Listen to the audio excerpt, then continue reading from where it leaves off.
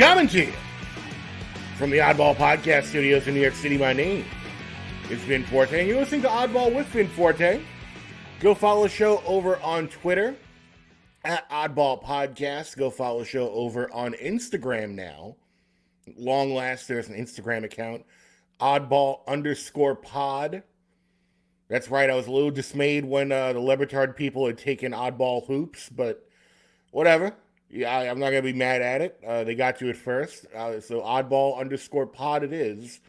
And, the bigger thing, as you know, as I've been plugging the past couple weeks and months, is the YouTube channel. If you're only listening on Apple or Spotify, or wherever you get your podcast from, continue to do that. But also go throw a nice subscribe up over on youtube.com/@Oddball Podcast. It's number one way to help the pod right now. And as you know, these days I don't like to come alone. This man was on earlier in the month. Liked him on it so much, I brought him back. Here he is. Yo. Fam, what's going on? Hey, man, what's happening, brother? It's good to see you. It's always good to be seeing you, man. What's going on? Just enjoying. It's a beautiful Saturday right now. Actually, it's not beautiful. What am I saying? It is a Saturday, though. So it's not beautiful there? It's okay. It's a little overcast, but there's nothing to complain about. Oh, no. Here, the sun's out, and it's like high 50s. Like, it's a beautiful, really? Like, unusually high beautiful 50s. December day. Yeah, I started the day early, took the kid to the barbershop, and here I am. There you go. Beautiful Baltimore weather going on today. Yeah, absolutely. Absolutely. By the way, if you're seeing this, shout out to Brother Harvey Dent and the good folks over at the Baltimore vs. Y'all Whores t-shirt shop, man. Shout out to DJ Harvey Dent for the Haberdash. Harvey Dent. Baltimore vs. Y'all Whores. I like it. Yeah. But speaking of someone being, speaking of one person being against the world, against everyone, I guess we got to start with only one man, the man of the hour, Draymond Green. If my slides would get to working, it'll pop up in a moment. But it's cold. Oh, it's cold in the D. It is. It is cold. It is cold in the D. But I am a fan of I am a fan of Draymond Green. I like let me say this. For the most part, like when you see Draymond, like I know what he's doing. Like right. Yeah, I like Draymond, but you know what I'm saying? I don't get I don't know. I like the guy. A lot of folks don't like him. Like, and he's easily not likable. Well, here's the thing. So this week they finally came down. Joe Dumars and Adam Silver finally put the hammer down. Like, listen, irony. You can't be. I know exactly. You can't be doing this. Joe Dumars said you can't do this. Imagine that. I know. Can't be a tough guy. We're suspending you indefinitely, which took people by surprise because it's like, whoa, suspended indefinitely. What does that mean? Basically, it just means he's got to do, wellness training, go to some seminars, anger management, whatever they're going to have him do, he's going to have to hit some goals before they let him back. But they're saying it's going to be at least like 20 games. Like he's not coming back for a little while now. I feel like only non-wrestling fans were surprised by the indefinite suspension. Right, like it felt like Jack Tunney was supposed to come down this week. We've decided, you know what I mean. Like, so no, I'm good with an indefinite suspension because this is when you get that finite suspension. All right, well, I messed up, and I know it's going to be this, right? But and I think the best take I've seen is Ryan Clark was talking about it. Like, Draymond is not a head case outside of basketball. No, he's not. He's not doing anything stupid off the court. If you listen to his podcast, his mind is clear. He just wilds out on the court because no one checks him. He's wilded out his whole career. Nobody has checked him, right? So and to be honest, it's funny. We talked about the Joe Dumont thing, but this era of NBA isn't that. Like there isn't a Rick Mahorn and Bill Lambert to be like, oh yeah, come on. Like those people don't exist in this league. So the league, the players aren't going to check him. The Warriors aren't going to check him. Oh yeah, no, the Because organization. they love that he's doing it. Yes, it's why he's been effective in his role. He's the leader of that team. Like he's the insane guy who, assisted by some of the greatest shooters God's ever seen, was able to kind of start, what they've done over there. But he's like always been the engine, not the best player, of course, but the engine to that. And so Golden State wants him to keep doing that, and the league is just finally like, okay, enough is a goddamn no. But yeah, I think with a guy like Draymond, he's not a head case. No, wasn't there another side of it where, because the thing I've gravitated towards this week is everyone coming out of the woodwork, and again, maybe it's just a hate Draymond thing, but everyone coming out of the woodwork and being like, oh, well, good, finally, someone's finally wrangling this guy in. It's like, whoa, aren't we all the same people who are complaining over and over again that, the NBA is not as tough as the 1980s NBA? And, if only we could get a little of that spice back. And it's like, this is the guy that was doing it. Now, were people putting guys like Rudy Gobert in a chokehold? Like, I don't, maybe not, but... Yeah. Another guy nobody likes. Another guy, exactly. Another guy nobody likes. Another guy nobody likes. But, like, I'm watching these compilations of Draymond's greatest hits that people are putting together this week, and... They've been great. They're kind of great. like I don't condone. It's one of those things where it's like I don't condone it. Nobody should have to get seriously injured on a basketball court. But like there is a part of me that's like, to have a couple people like a Draymond in the league who are like the bully on the block. Like I don't know. I'm not gonna say you need a couple guys like that in the league, but as a viewer, as a consumer, if we're being 100% honest with ourselves. Do we like a guy like that in the league? And I think yes. It's like the NFL, right? The NFL would do like, we're taking concussion seriously and CTE, and then the commercial for the goddamn game would be guys getting absolutely just tore up on the field, and you're like, how are you anti-concussion, but you are using the dope to sell the methadone at this point? Yeah, like us as consumers, like writ large, we like the blood sport aspect of it. It's the reason wrestling is huge. It's the reason the UFC is huge. Like, remember when they had to make the UFC tame? Like when the UFC first started being regulated and becoming a bigger thing outside of the sort of wild west of the 90s UFC. Everyone was like, oh, this is going to ruin the UFC. Like, they're making it too soft now. And look, people got used to it. But even today, there's still some people out there who are like, we should really just let them do whatever they want. Like there's an appetite for it. I'm not saying it's right. I'm not saying it's wrong. But like, for people to be I think it's a little hypocritical that a little too many people are speaking up this week against Draymond, and it's like I think a lot of them are the same people who are saying the NBA is a little too soft right now. Yeah, I think, like I started off with, Draymond is very unlikable. As you can tell by the hat I'm wearing, I have an affinity for the things that people hate, and he's one of those guys. Like I see the method to his madness. I see like, this he wants to get a rise out of you, and sometimes he's willing.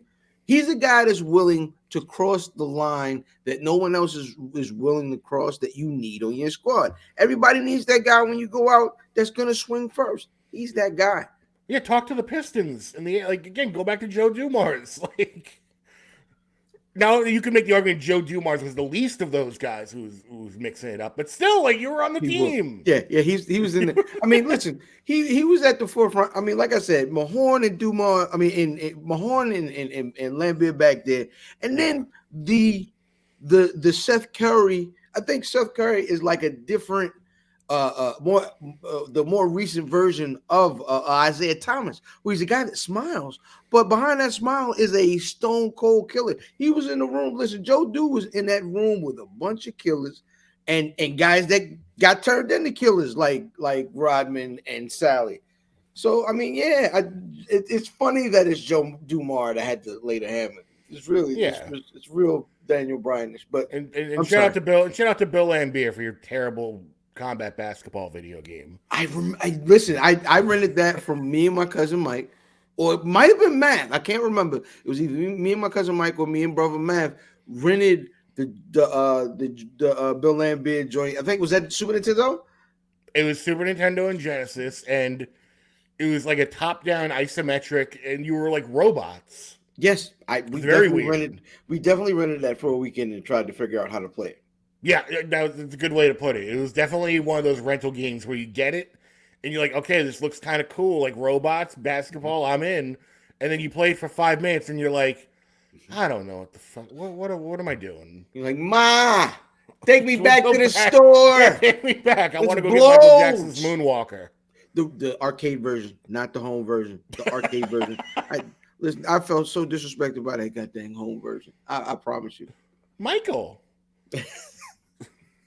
Go play. Here's your homework for today. Go play the Michael Jackson Moonwalker game. And maybe we'll have a discussion about it next week. But speaking of people getting heated, this is not going to end well. The Bulls are introducing a Ring of Honor. And at first, everyone's immediate thought was, well, is this going to be like an all-season long thing? Are they going to do like one by one? Apparently not. Apparently it's always one night. So I don't know how they're getting these guys in a room together. Particularly Michael and Scottie. Everyone else is kind of a non-issue here. I mean, maybe Phil Jackson for what Scottie's been saying about him. But really, like, we all know where the tea is here.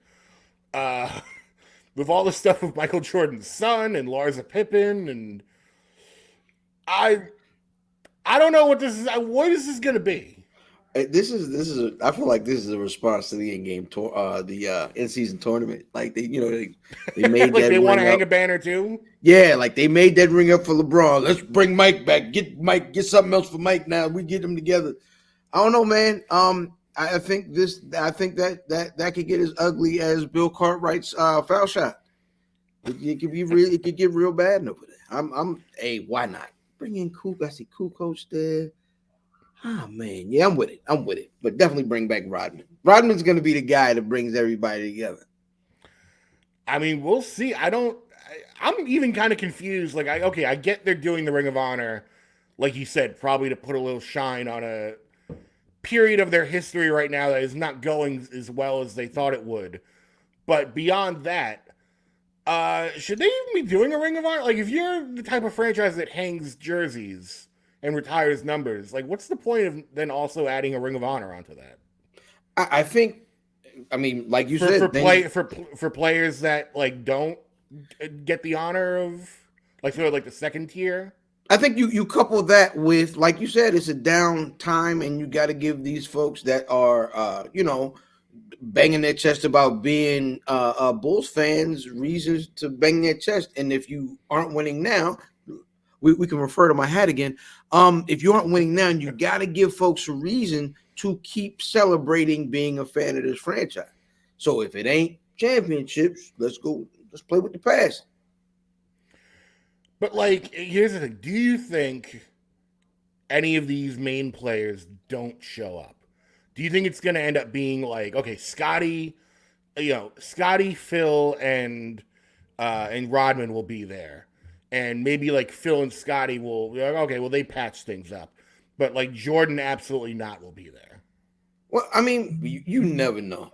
Because I think above all, like I know Mike and his competitiveness is what it was, but I think he loved his team. Like I think he loved the Bulls. You know what I mean? He made quite a substantial amount of money. It's a pair of Jordans that came out this morning.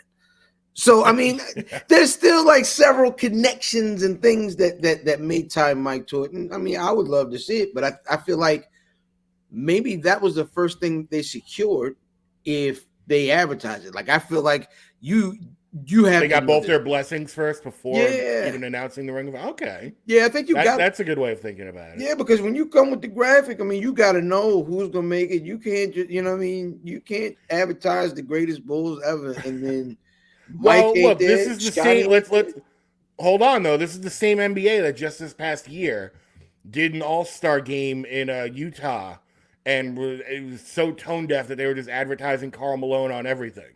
Yikes! That's a nasty, nasty man.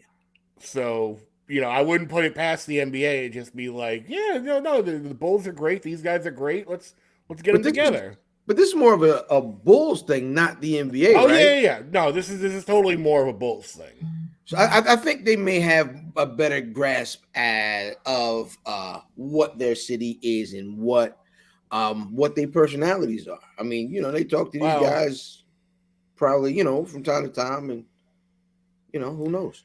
Maybe, but who's definitely taking his ball and going home is this man, Giannis Antetokounmpo, who, after scoring a career high, 64 points, something insane this week, in a game against the Pacers, was going to get the game ball, but the Pacers took it on home court and gave it to one of their rookies who scored their first point. Which, okay, I get doing that in a normal game. Like, that's a special thing that happens. Your first point in the NBA, it's a big deal. But I feel like people are kind of like misunderstanding this situation and just yelling at Giannis because they saw footage of Giannis running into the Pacers locker room. Yeah, I'm fully with Giannis here. Like, you're on home court. You set a franchise record. You won the game. Like, you get the game ball. Like, since when do the losing players get the game ball? Yeah, that kid's at home calling Giannis like, listen, if you meet me with $15 million at the trash can on First and Dayton, and I'll give you the game ball. Like, he called him. That's the ransom. You know what I mean? They say, like, well, look, we can't get you a bonus this year, but this is what we'll do. Give you the game ball from the Bucks arena? Yeah, this is what I wouldn't even want it at that point if it was my first point. I would just be like, I didn't do anything special. I scored 1 point. Hey, it's my first point, but like, guys, we lost. Hey, but like, we lost. You don't get the prize for losing. Like, I don't know if Emmett breaks the touchdown record and loses the game, does he still get the game ball? No, because they lost. Nah, you break that record. You know what I mean? You break the seal. He broke the seal, man. I mean, I guess you would have to say it's a case by case basis. Like, if we're talking about LeBron breaking the scoring record, which was a game they lost, I think what you do is, because they stopped everything when he broke it, right? At that point, you give him the game ball and you start the rest of the game with a new game ball. And you sort of put it to the side and you go, okay, we're holding this. You broke it. You keep it. Something like this, where it's a regular season, it's a team record, it's in the Bucks arena. Yeah. You give it to Giannis. Like, I don't know. Now, at the end of the day, do I need, if I'm Giannis, do I need the game ball? Probably not. I would probably settle for a stat sheet, or, I've always got footage of the game now. It's not going anywhere. But, I mean, the game ball is nice if you're going to do a thing like that. But, again, push comes to shove, I'm giving it to Giannis. My first point in the NBA, which isn't really his first point, because this kid scored a point in the tournament. So I'm going to be honest here. I think, and this is just the way I think, I think cooler heads prevail eventually. Like, I think it'll be a situation where somewhere down the line, it'll be like I joked, it'll be a conversation. Yo, I need what's going on? I can get that. Yeah, just XYZ, send me a couple pair of sneakers and fair trade. And I think that, but doing it the way he did it, I think he did go about it the wrong way. I also think he ran right in there. No, I also think he was dead right on being upset, right? And I joked about it and all that, but no, he's supposed to be pissed off, and he should have gotten the ball. But I think this is something that they'll work out eventually. They'll work it out. I don't know. I don't even know. Did he end up getting the game ball, or did the Pacers still have it? I don't know. I kind of hope they still have it. I hope they still have it. Shout out to the homie. I love the chaos. Yeah, exactly. Like, especially the Pacers. No, Pacers not known for creating chaos in the arena. It's not something the Pacers have a history of. There's just a theme of Detroit basketball tonight. It will continue. Basketball. It will continue. We are one topic away, but before we get to that story, we've got to talk about, we mentioned the in-season tournament. As most people, as anyone who follows basketball know, the Lakers won the first in-season tournament, and there was a big question hanging over it about, are they now going to hang a banner? Because this was a question for any team that won, but especially the Lakers, because the Lakers, as people may or may not know, like, they don't hang Eastern Conference, championship banners, Western Conference banners, division banners. We made it to the finals banner. Like, they are like, no, we're too big a franchise. We only hang championship banners. And a lot of people are now sort of poo-pooing their idea of doing an in-season banner, which, by the way, there is context to this, where it's just going to be one banner, and if they win again, it'll just be like they'll put the years on the banner. Like, they'll just update the one banner, which I'm completely fine with that. And furthermore, I'm completely fine with them hanging a banner for it, because this is not a Western Conference, division banner or whatever. This is a championship banner. And it may not be important to some people who are watching it now, but they're trying to build this into something that, 5 years from now, 10 years from now, like, yeah, we're not going to look at the MJ LeBron debate and go, well, LeBron won the very first in-season tournament, so that counts. But no, but when you compare LeBron to people after him, and when you compare, the stars of tomorrow against each other, it might matter. And I'm not going to say it's going to matter as much as winning a full-on championship, but, if you're stacking accolades and you say, Ja Morant won, two titles, an MVP, and 4 in-season championships, and Luka only won one Larry O'Brien, but he won 3 MVPs and only 1 in-season tournament championship. That may make a difference to some people. So listen, I'm a fan of do what you like, right? And I know there's going to be a bunch of folks to say, one Michael Uchiwali with the banners. And I'm actually okay with the complaint. But, like, listen, just if you're going to hang it, just understand that's a goddamn Intercontinental ring that you're hanging up.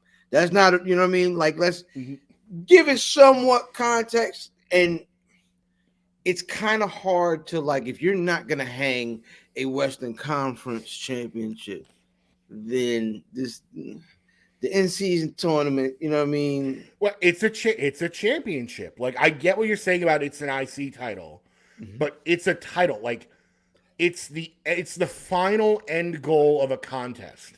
The Western Conference Championship is not the final end goal of a contest. The Larry O'Brien Trophy is.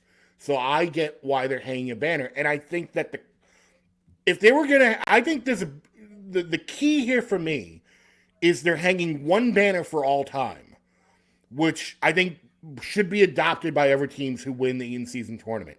If they were doing like, okay, we win the next 5 years, therefore we're going to hang 5 extra banners in the stadium, I wouldn't be down with that. But to have one where it's like a smaller banner off to the side and you put just the years that you won it, I think that makes all the difference in the world, to me anyway. So I feel like my only problem with that is I feel like you're playing the 50 there. Like, I think you saying we don't hang anything less than world championships unless it's the in-season tournament. Like, it feels like subtext, right? Like it, and even the way you describe the way they should display it is, just tuck it up, just put it by like the the way you come in and you can see it. It doesn't have to be next to the chair. Well, hold on. Maybe they will. Maybe they will put it right next to the ever championships. Like they're going to be the ones to set the tone. I think this is a very important moment for this tournament and how it's going to be perceived. Because if future winners look back now and they go, look, the Lakers won and they raised the banner. So, if the Pacers win next year, then the Pacers are going to be like, well, screw it. We got to hang a banner now too. Yeah, I think there's two different conversations here because now I know that the league has to have it be some sort of, like point of like that. Something they definitely want to do is make it seem like a big thing, but it's the NBA that needs to do it. What the Lakers do will, I guess, set the tone, but like the NBA probably should do it. Like every time that the Lakers are on TV, maybe they get a little tiny little thing that they put next to the Lakers thing, like to represent that they're the in-season tournament champion, and the NBA make it a thing. It's up to the team to do what they want, but yeah, I see the purpose of having the Lakers make it important because they want to make it seem like a thing. Like they had LeBron doing that interview, be excited, and he tried to kill himself trying to win this goddamn thing. You know what I mean? And Anthony Davis has never played in a goddamn meaningful game in championship time. So it was great to see that happening. I'm sorry, I didn't mean to disrespect him like that. But it's glad to get those guys. You might see Zion win one of these things because maybe. The wheels don't make it to the end of the season, but right around this time, he usually fine. Well, you say that, but he didn't look great in the tournament that he was in. So, right? No, I'm talking about health wise. I'm not at the way he plays. I'm just saying if this is a chance to see him healthy at championship time or playoff time. Well, we will see how it unfolds next season. We only have all the time in the world to wait and see how this pans out. But going from championship aspirations to pretty much the exact opposite. The Detroit Pistons. This is why you got to watch on YouTube, because WingStop, follow me on this, has been running an ad in Detroit where if the Pistons win, you can get 5 free boneless wings with any online wing purchase. Now, if you haven't been following the Detroit Pistons, then why would you? They have lost a record, 20 games in a row? They haven't won a game in the entire month of November, I believe, like in the past 30 days. That's correct. So also my advice to you is just buy the goddamn wings. Like, don't wait around. If you really want the wings, go pay the $8, $10, whatever it is, and get your 5 wings. Like, don't wait around for the Pistons to win a game. Shout out to that guy that is checking the goddamn box score, probably in the paper, to every see morning if he can wakes go. Up. Yes, yeah. Shout out to goddamn Ed in Battle Creek. Like, you know what I'm saying? Like he's checking the paper every morning, and he's like, oh, not today, goddamn. I'm gonna get those lemon pepper. Son of a bitch! Like Rick Ross is in Florida laughing. Well, they'll never get the ring. He's making TikToks by his pool. You're not going to get those wings, DJ Envious. Oh, man. Shout out to, God dang, Detroit, man. God dang. That's my childhood basketball team. That's my basketball team to this day. And,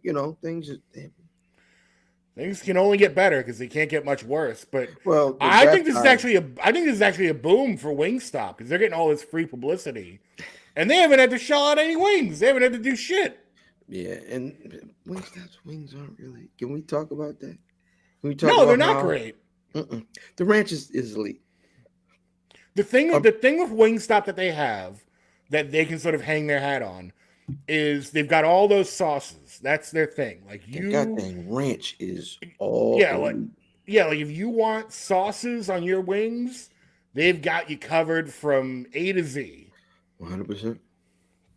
But if you want good wings, go to a real wing place. Like you go to a real chicken place. Best wings made in someone's backyard. Pause. Exactly. But we're gonna. There's no creative segue for this one because this is just a topic that I say I know he's taking his hat off. Going RIP. Every once in a while, we dabble in video games on this pod, and this is a big one. E3, the Electronic Entertainment Expo, officially canceled, deceased, no more. They had their last one back in 2021 that was virtual only. Yeah. And when they did that, it was kind of like, okay, this is we're phasing it out. We're sunsetting this thing. Mm-hmm. Because what E3 used to be, for people who may not follow video games, that closely, it started back in the mid 90s and 95. It was basically a trade show for video games, to put it simply. And you'd go, and as you see on the screen, all the players would be there, Sega, Nintendo, PlayStation, Sony, and as you're seeing on your screen, like with the PlayStation one, it would be like a huge event. It would be almost like these companies building mini theme parks for the week. And you would go and you would test out, in all these kiosks, like play the new games, upcoming games. And a lot of the cool things about E3 is it was a peek into stuff that was upcoming, which is cool in and of itself, at a time when that was sort of the only way to hear about this stuff. But above that for me, and probably for you as well, is because I never got to go to an E3, but when you would see the coverage like that month, like every May, in the magazines, in like Electronic Gaming Monthly, Nintendo Power, and all the rest, you would get these previews of all these games, and you'd be like, wow, like when's this coming out? And I would say like a good 20% of all the games that you saw never actually came out. Absolutely. So there's all these like phantom games out there that you only got to experience like small glimpses of at E3. Like one of the more infamous ones was when the Saturn came out. Sega was all gung-ho about doing a new Sonic game, like a 3D Sonic. It was going to be Sonic Extreme. You can go look up a video of it. It was radically different from what the 2D or 3D Sonics would become. And it just didn't get done in time for the Christmas holiday. And they couldn't figure out what they really wanted it to be. So all they had was just like, this footage from E3. And you see that with a lot of games where it's like, oh yeah, here's footage of this game from E3. And then it just never came out. So another RIP we would have to give with this for me would be RIP to G4, right? Because G4, when the Tech G4 TV E3 combination, Adam Sessler, Morgan Webb, and they're out, and we already have these folks that we watch week to week, but then it's their Super Bowl time, so they got the suits on and they're in the goddamn theater with whoever. All the reveals, because they would do all the theater reveals. Yeah, and they made it feel like such a big deal, and during that time, man, it was a good time. That, like, for me, I was working at Circuit City, right, and I was running like the music, movies, and games department. So, and shout out. There's a white woman named Rochelle, which already is interesting, right? Okay. But she was our Sony rep. And we were sitting there talking, and I'll never forget, this is the year PSP came out. I was like, yeah, man, I've been watching the coverage, and they talking about, it's coming up, blah, blah, blah. I can't wait to kind of sit in front of my TV. Shelly was like, well, listen, I got tickets if you want to go to goddamn E3. In my mind, man, I hadn't been anywhere. You know what I'm saying? I hadn't been anywhere and done things, so it didn't really seem, like a real thing that could happen for me to go out. What was it, LA, right? Yeah. To go out to LA. I really just went to LA for the first time this year anyway. But like, she was like, yeah, hey, tickets, here you go. You know what I'm saying? My Sony rep, and I could have gone to an E3, which is one of the more, ridiculous things that ever happened to me. But I didn't end up going. And so, folks that don't, if you don't know in real life, my name is Earl, right? I'm a junior. So my son, who I also named Earl, is Earl the Third. So my tattoo for my kid, you've got E3, is E3, like it's based on like the E3 logo for my son. So like E3 was always kind of a big deal to me. Now I'm not just getting the goddamn E3 logo on me, but you know what I mean, Right. for my son and all that. You know what I mean? That's what that is. So yeah, man, it kind of sucks to see it go. But when the companies like Sony started to pull out and said, well, we're just going to do our own thing. And then after they did it, Microsoft was like, well, it ain't going to be unimportant to you. We're out of here too. And then after that, Well, Nintendo pulled out. it's a And byproduct of the internet. Right? It's two things. It's the internet because now you don't have to wait for the magazine coverage. Mhm. So it's like, why not just put the videos on YouTube or whatever? And it's also Nintendo led the charge because they were the first ones to do Nintendo Directs, Mhm. where they would just be like, hey, listen, next Wednesday at 5 p.m. Eastern time, we're going to put a stream up and we're going to announce like our new slate of stuff for the next 6 months. And then other companies were like, at first, like, well, we're going to stick with E3. We think, there's more value in that. But eventually it became, well, there's less and less value in E3. Like, why am I going to go all the way to Los Angeles to E3 when, you're going to do the big premiere there. But 5 seconds after you do the premiere, you're putting that shit right on your YouTube page. Like, if I'm covering you, I don't even need to go to E3. Yeah, I mean, especially now when you can either do like you can go direct to consumer, you know what I mean? Mm-hmm.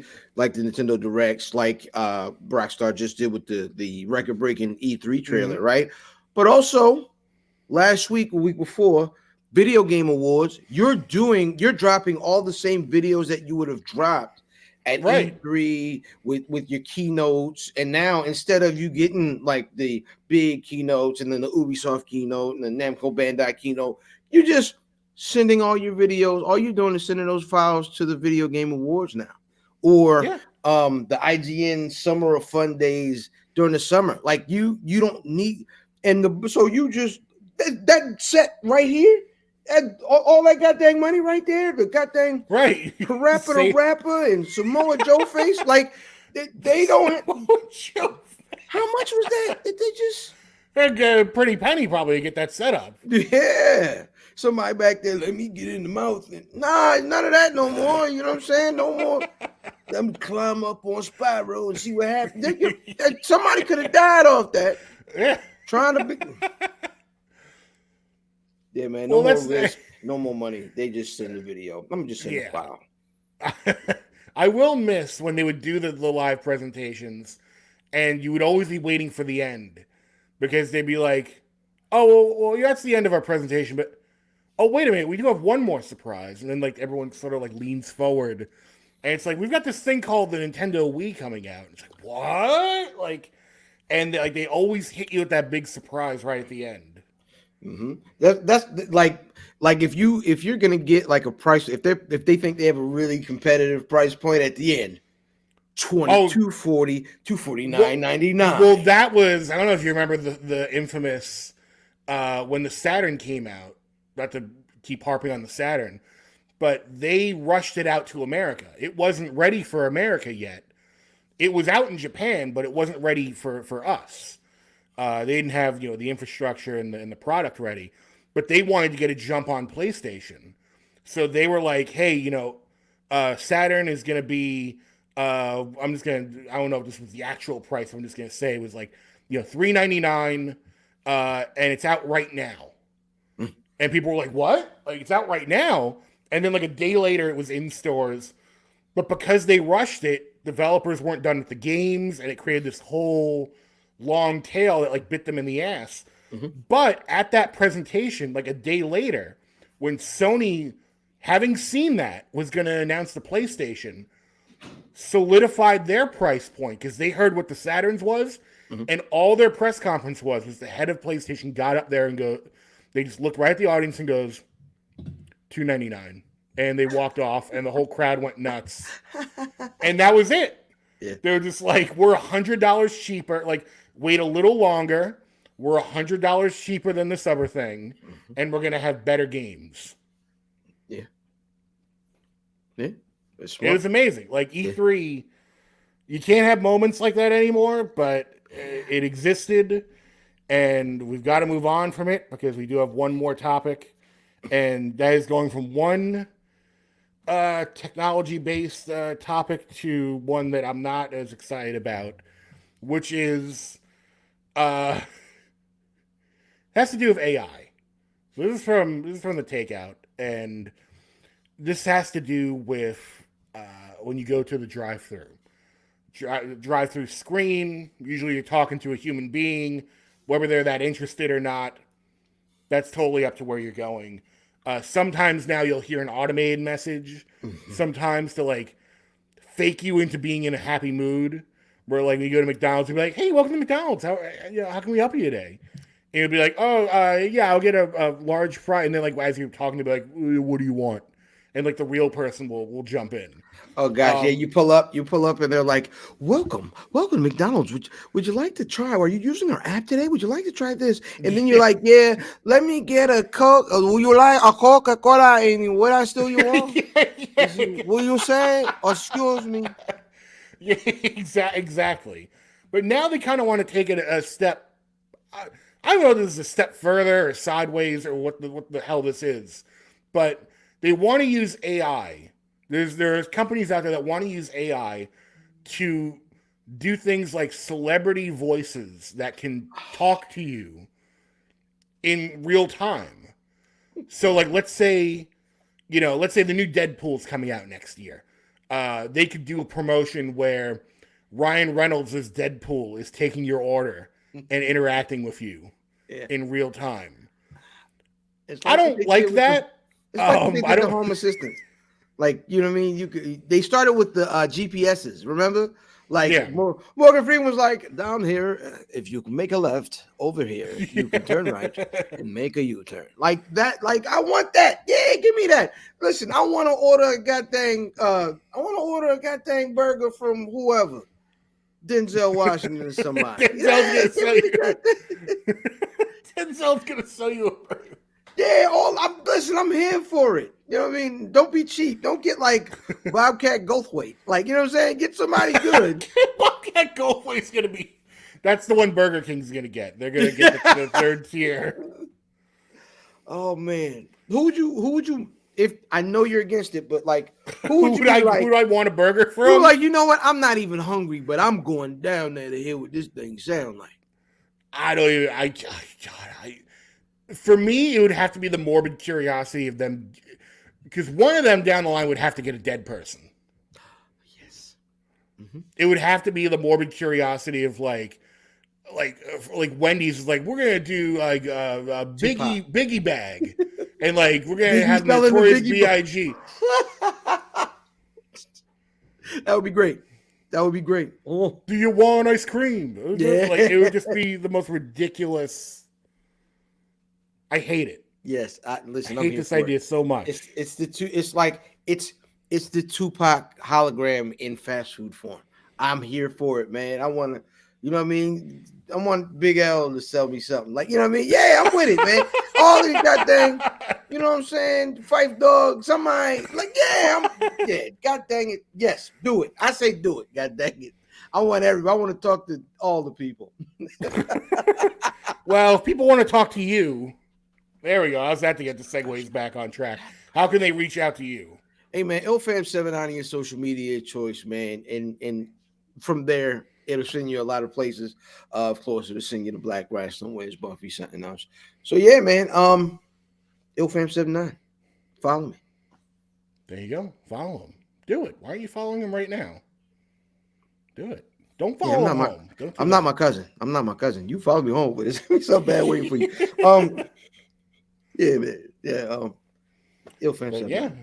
There you go. If you want to follow this pod, like I said at the top, the best way to do that is do it on YouTube. Why not? YouTube.com/@Oddball Podcast. If you don't want to do that, fine. Go ahead. We'll see what I care. Listen on all your podcast apps. Apple, Spotify. I was going to say Stitcher. Don't do Stitcher. They went bankrupt this past year. You're not going to find anything there. Wherever you get your podcast from.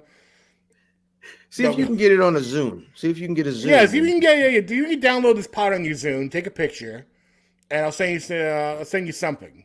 I don't know what I'll send you. So yeah, exactly. Go follow the show over on social media, Twitter /X at Oddball Podcast. Follow the at Mighty Vin for the personal account. Over on Instagram, brand new. Run the numbers up over there.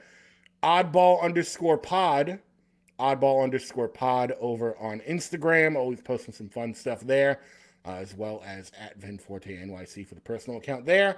I also do a pod with Amelia Sparks Wrestle Rap, WRASSLERAP. Go check that out as well. New episodes go up every Thursday and Saturday. And with all that said, I'll see you back here, same time, same place. You've been listening to Oddball with Vin Forte and Ilfam may be back soon as well. He's now, I'm going to have him in the rotation a little more. Always love having you on. And, with that said, like I said, same time, same place next week. You've been listening to Oddball with Vin Forte. My name is Bye-bye.